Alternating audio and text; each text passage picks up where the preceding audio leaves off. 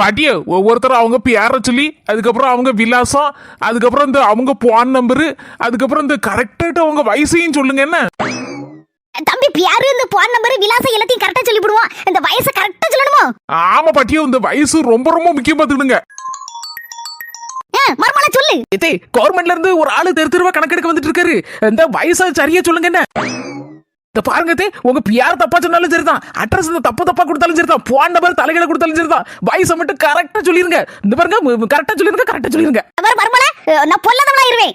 தேவையில்லாம ஏதாவது விஷயத்துல தலையிடாத. எனக்கு தெரியும் எப்படி கொடுக்கணும்னு. அதெல்லாம் சரியா கொடுப்பேன். பாரு, நீ கல்யாண வீட்டுக்கு தானே கிளம்புற, போய்கிட்டே ஏறி போனவை என் மாமியா கிட்டையும் சொல்லிட்டு இந்த வயசை கரெக்டா கொடுக்கணுமான்னு கிளவி எனக்கு என்னவான்னு சொல்லி தொலைச்சிரும்.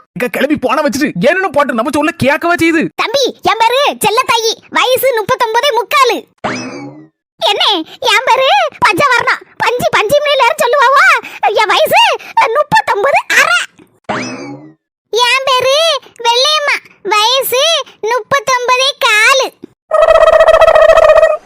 என்னத்துக்கு கணக்கெடுத்தாங்கன்னு தெரியலையே. என் மர்மட்ட கட்டா சரியா இருக்கும். போன் போட்டு கேப்போம். ஹலோ மர்மல, என்னது எதுக்கவா? 60 வயசுக்கு மேல உள்ள ஆள்கள் எல்லாம் இப்பவே கணக்கெடுத்து வரக்கூடிய மே மாசம் வெயில் மண்டே புழக்கும்ல, அப்போ இங்கெல்லாம் இருந்தா சரிப்படாது அவங்க எல்லாம் அப்படின்னு சொல்லிட்டு ஊட்டி கொடைக்கானல் அப்படின்னு ஒரு 15 நாள் டூர் அனுப்ப போறாங்களாம். அங்கே தங்க வச்சு திங்கிறதுக்கு தூங்குறதுக்கு எல்லாம் ஃப்ரீயா கொடுக்க போறாங்களாம். அதனாலதான் சொன்னேன், நீங்க எந்த வயசு கொடுத்தீங்க? இடக்கு மடக்க கொடுத்துருப்பீங்கன்னு நினைக்கிறேன்.